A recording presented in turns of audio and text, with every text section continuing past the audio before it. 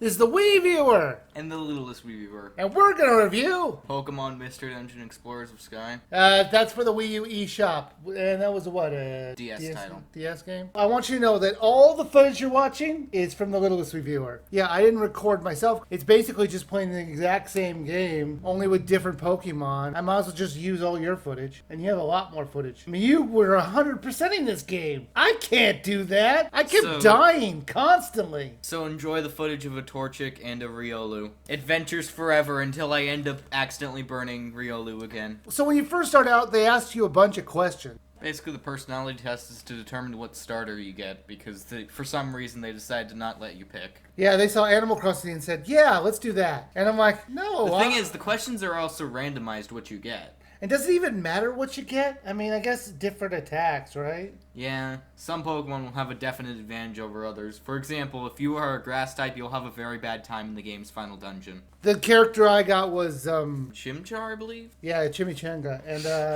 and a Pikachu. Because I picked Pikachu because I'm like, alright, I know what that is. One of my main problems with this game was the Pokemon part of this kind of felt like it was tacked on. Honestly, if you just threw in human characters, the game wouldn't change at all. You want to test that hypothesis? Go play the Mystery Dungeon games. We just did. No, the proper Mystery Dungeon games. I mean, this isn't the proper Mystery Dungeon games? Yes, there is actually a Mystery Dungeon series. Yeah, I know, that's what this was. No, there is actually a original Mystery Dungeon series. Are you telling me this is a lesser version of the Mystery Dungeon games? The Pokemon Mystery Dungeon was just a spin-off of the Mystery Dungeon and Pokemon. Yeah, but what is Mystery Dungeons normally? I mean, is it normally always Pokemon? No. So that's my whole point. So I was totally right? That it felt like the Pokemon was just tacked on?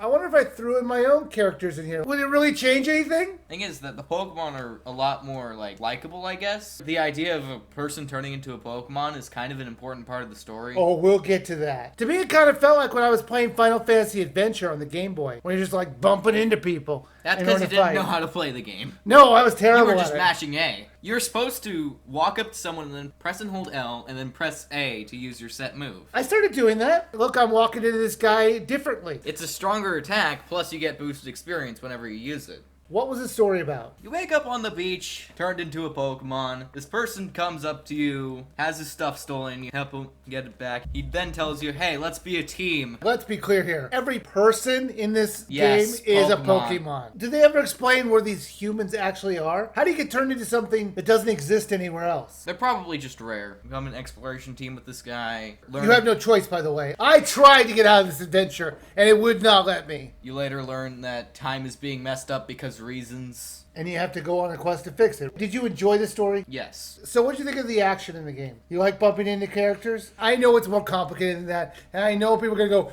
there's a lot of nuance into it. I understood it since I played Super first. See, I didn't. Like I said, I haven't played any of these games. To me, it felt kind of dull. Even worse was that all of the dungeons themselves were randomized, so there was no real cleverness to the dungeon designs. You just had to wander around until you find a staircase. What was nice, though, is they had arrows in these dungeons that would fix your status ailments. But what wasn't good was that running animation. You probably have noticed it throughout this video. The moving forward and weird dashing movement. It's just unnatural to look at, and it kind of gave me a headache. But the littlest viewer used it all the time when he was doing his run, because that's why you're seeing it, because he did all the footage for this video. So, added to this third version, because I don't think we mentioned it yet, but this is actually a third version to Time and Darkness, is the special episodes, which are basically subplots that you could play, completely separate from the main story. How long do those last? The longest one is actually maybe a few hours, but they're mostly short. These subplots, for the most part, I'd say that they were pretty good. The first one was meh, second one was great, third one was also pretty okay, fourth one felt like an adventure, and the fifth one was, well, amazing. Did you find this game difficult? Yes, it's a hard game. Alright, let's get into the gameplay, because this is not what it's really about, and whether or not you're going to want to play or not. So you go through these dungeons, collecting items, collecting coins, fighting monsters to level up. It's a dungeon crawling roguelite. And if you don't enjoy those types of games, you're not going to enjoy this game. Pokemon or not. There was a lot of talking in this game. Well, yeah, it's story driven.